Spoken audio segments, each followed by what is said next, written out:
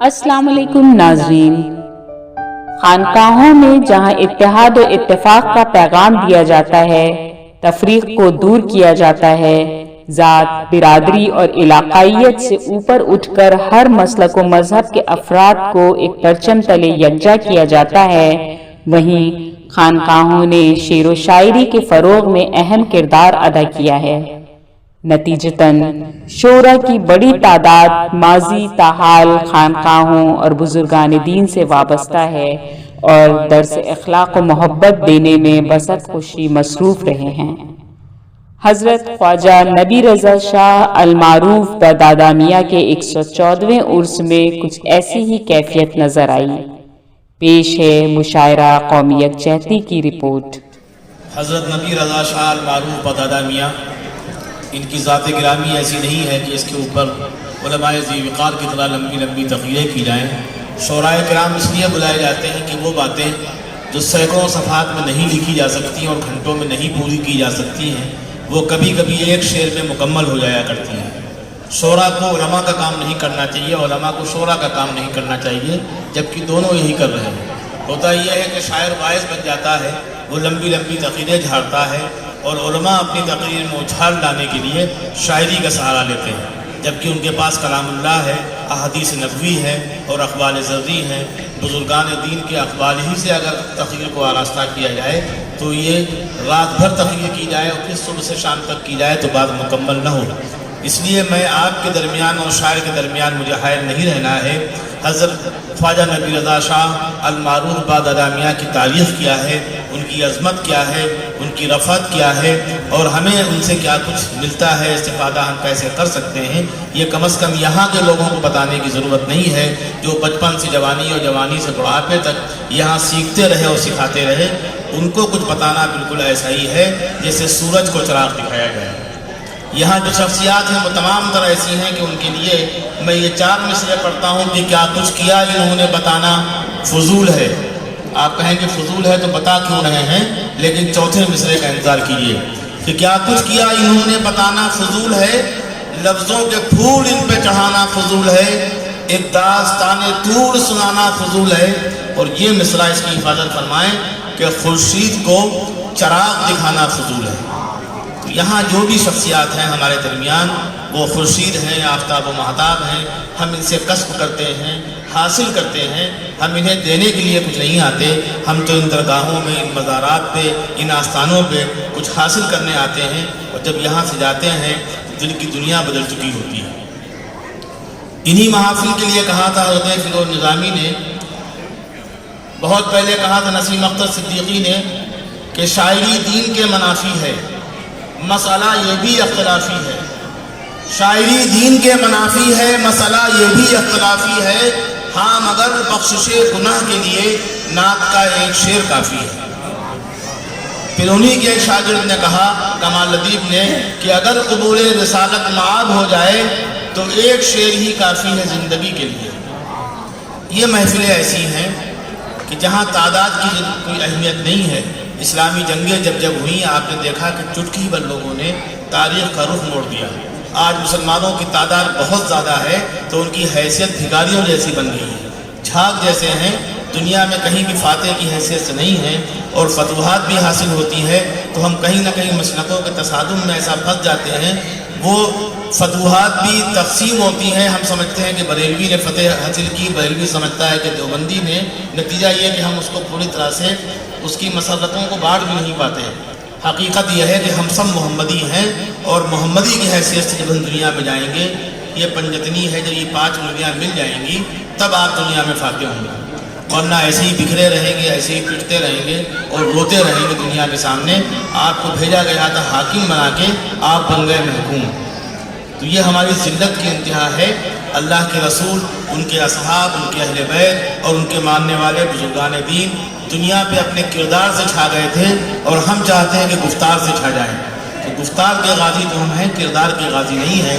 تو دادا میاں کی بارگاہ میں آج یہ پھر اعادہ کرنا چاہیے، پھر دعا کرنا چاہیے کہ ہم روئے زمین پہ جس طرح جو امت محمدیہ کا حق ہے، جو سیرت سرکار ہے، اس پہ چل کے فتوحات حاصل کریں گے اور پھر سے پوری دنیا پہ حکومت کریں گے۔ اس لیے نہیں کہ ہماری گردنیں تن جائیں گی، بلکہ اس لیے کہ دنیا میں نظام مستفوی قائم ہوگا اور ہم جو جس کا حق ہے اس تک پہنچا دیں گے۔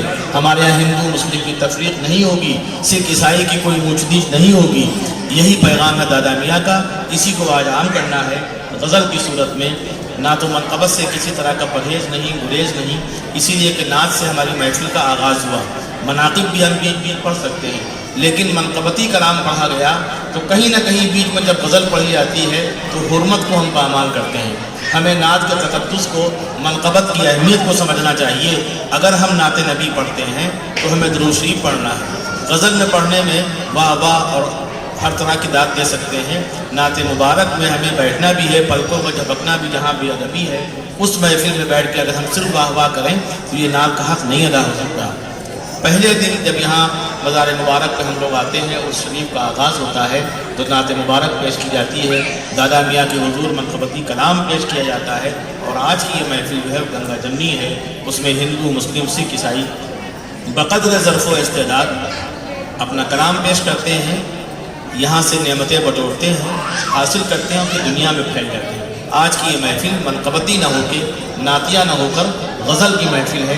ہم امید کرتے ہیں کہ اس غزل کی آبرو کو یا اس کی حفاظت کے لیے بزرگان دین نے سرپرستی کی تھی، حضرت امیر خسرو کی اور دیگر شعراء کی، اس سلسلے کو ہم غزل کے حوالے سے آگے بڑھائیں گے۔ غزل کا ایک شعر کا سماعت فرمائیں۔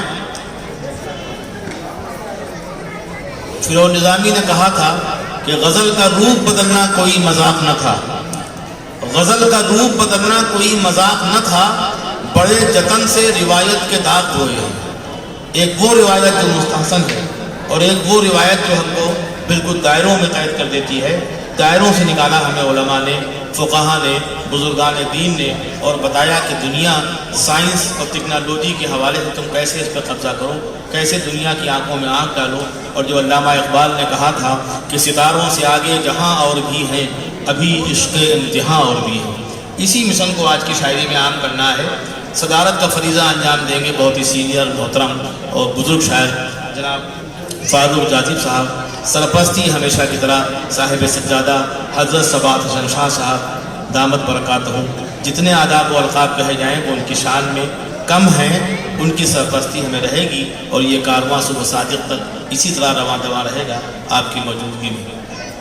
بہت ہی اہم شاعر جناب آصف صفوی صاحب ہیں، خالص خانقاہی مزاج کے شاعر۔ رحمت رسول صاحب ہیں، ان کی خانقاہیت پہ کیوں کر شک کیا جائے، اس لیے کہ یہ رحمت رسول یعنی رسول کی رحمت ان پہ ہے۔ جس پہ رسول کی رحمت ہو وہ خانقاہی کے بغیر کچھ ہو ہی نہیں سکتا۔ سید انوار الحق صاحب ہیں، سیدوں کی عظمت نہ کرنا بھی خود کو درگور کرنا، یعنی ان کو نہ سمجھنا۔ جناب ساحل عارفی صاحب ہے، عظمت عارف سے یہ واقف ہیں کما حق ہو، ان کو عرفان غزل بھی ہے اور عرفان نعت بھی ہے، اور ان کی ایک شعر نے ان کو ارض مقدس پہ حاضر ہونے کی سعادت بخشی۔ وہ شعر یوں تھا، انہوں نے کہا تھا کہ میں کیسے جاؤں میرے پاس مال و زر نہ پیسہ ہے، میں کیسے جاؤں میرے پاس مال و زر نہ پیسہ ہے، تصور چل مدینے چل تجھے کب کس نے روکا ہے۔ وہ شاعر ہمارے درمیان موجود ہے۔ ابھی سنجے مصرا شوق کو آنا ہے، وہ پنڈت ہیں۔ ہرشت مصرا کو آنا ہے، اور بہت سے شعراء ہیں جو شہر کی دوسری محفلوں میں بکھرے ہوئے ہیں۔ ان کو ہر جگہ سے ایک ایک بالٹی پانی بھرنا ہے، لیکن جن کو معلوم ہے کہ دادا میاں کے یہاں جو کچھ ملے گا وہ دنیا میں کہیں نہیں ملے گا، وہ یہاں وقت سے آ گئے۔ وہ جناب انوار صدیق پوری صاحب ہیں، رحمت رسول صاحب ہیں، اعظم صدیقی صاحب ہیں، فاروق جاذب صاحب ہیں، اسماء الحق تشریف لائے ہیں، آصف صفوی صاحب ہیں، اور دیگر تمام شعراء جن کے نام چھوٹ رہے ہیں تو مجھے معاف کریں۔ انور نواز سعیدی صاحب نے خوبصورت آغاز کر دیا۔ اب میں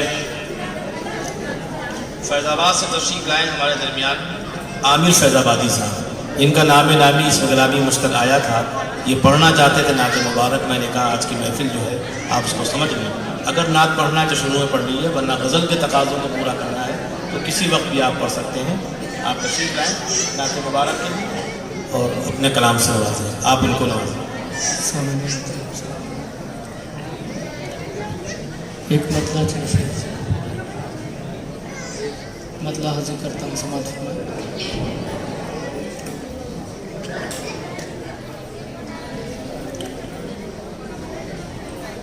مہکتی ہے زبان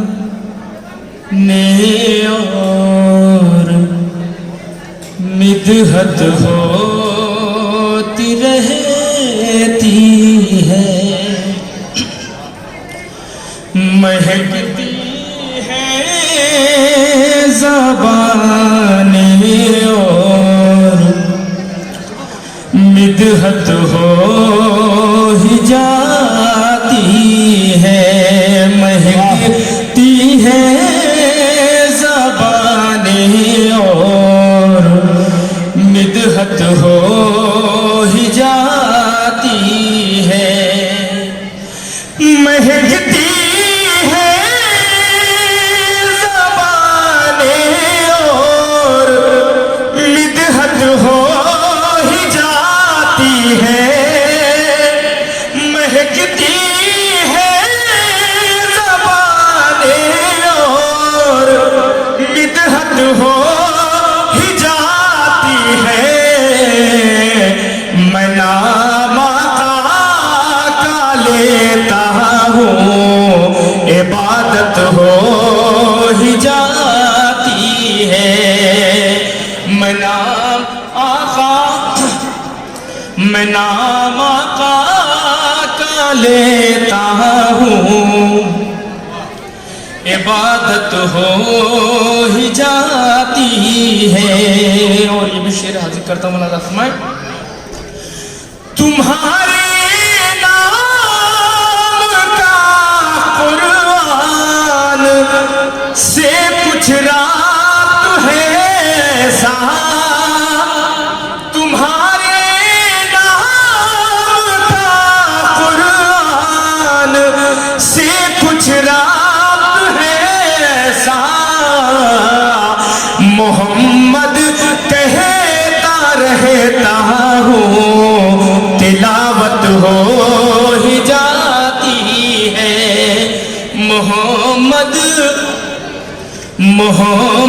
کہتا رہتا ہوں، تلاوت ہو ہی جاتی ہے، میں نام آقا کا لیتا ہوں، بہت خوب، عبادت ہو ہی جاتی ہے، بہت اللہ پڑھ رہے ہیں، واہ واہ واہ، میں نام آقا کا لیتا ہوں، عبادت ہو ہی جاتی ہے، تمہارے نام کا قرآن سے کچھ رات ہے اتنا، محمد کہتا رہتا ہوں، تلاوت ہو ہی جاتی ہے۔ اور یہ بھی شعر مسلح جہاں بھی بچھتا ہے، نماز نعت خانی کا، مسلح جہاں بھی بچھتا ہے، نماز نعت خانی کا، مسلح جہاں بھی بچھتا ہے، نماز نعت خانی کا، غلام ایک ساتھ رہتے ہیں، جماعت ہو ہی جاتی ہے، غلام ایک ساتھ رہتے ہیں، غلام ایک ساتھ رہتے ہیں، بہت عمدہ، واہ واہ، جماعت ہو ہی جاتی ہے، مسلح جہاں بھی بچھتا ہے، نماز نعت خانی کا، مسلح جہاں بھی بچھتا ہے، نماز نعت خانی کا، غلام ایک ساتھ رہتے ہیں، غلام ایک ساتھ جماعت ہو ہی جاتی ہے غلام ایک ساتھ رہتے ہیں غلام ایک ساتھ رہتے ہیں جماعت ہو ہی جاتی ہے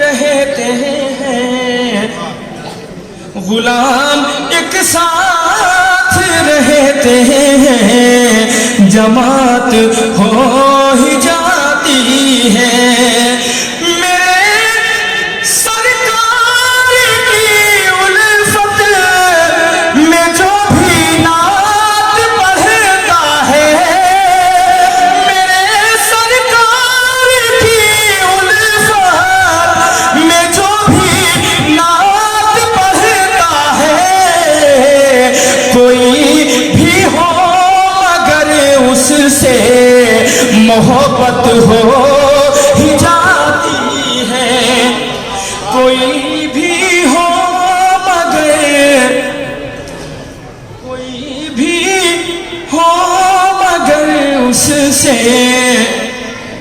محبت ہو ہی جاتی ہے غلام ایک ساتھ رہتے ہیں غلام ایک ساتھ رہتے ہیں جماعت ہو ہی جاتی ہے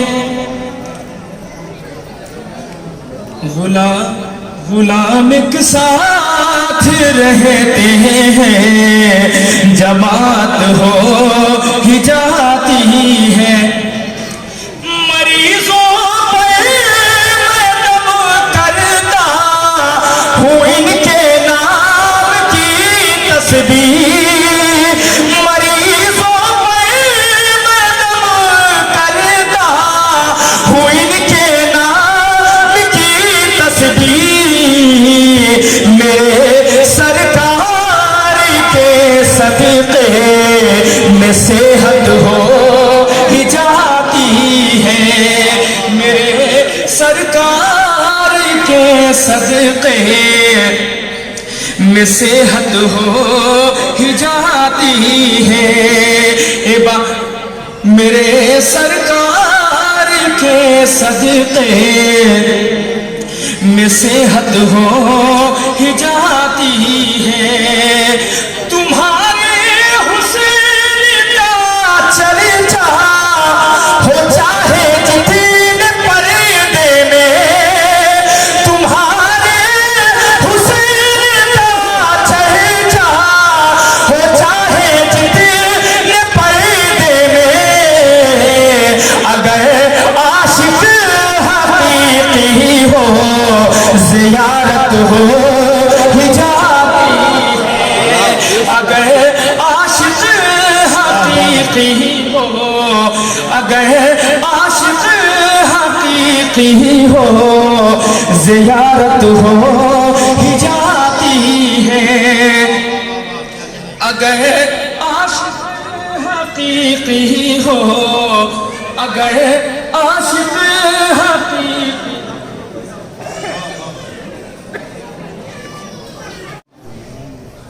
بہت عمدہ جناب عامر صاحب بہت اچھی شاعری سے آپ نے نوازا اور پڑھنے کا آپ کا مخصوص انداز تھا سو یوں محفل کو آپ جگا سکتے ہیں لرن آن لائن کی جانب سے آپ سے بس اتنی التجا ہے کہ ہمارے اس پروگرام کو لائک شیئر اور سبسکرائب ضرور کریں ساتھ ہی بیل آئیکن دبانا نہ بھولیں جس سے ہماری ہر ویڈیو آپ تک اپلوڈ ہونے کے ساتھ ہی پہنچ سکے شکریہ